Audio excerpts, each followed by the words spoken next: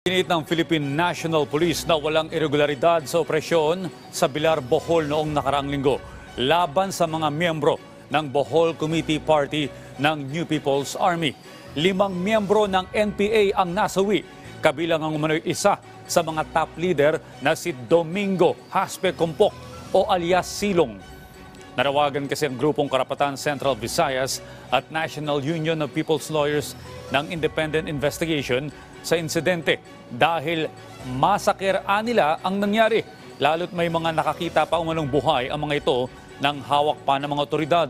Pero giit ng PNP, lehitimo ang engkwentro matapos masawi ang isang pulis habang isa pa ang nasugatan. Siguro naman parang masyadong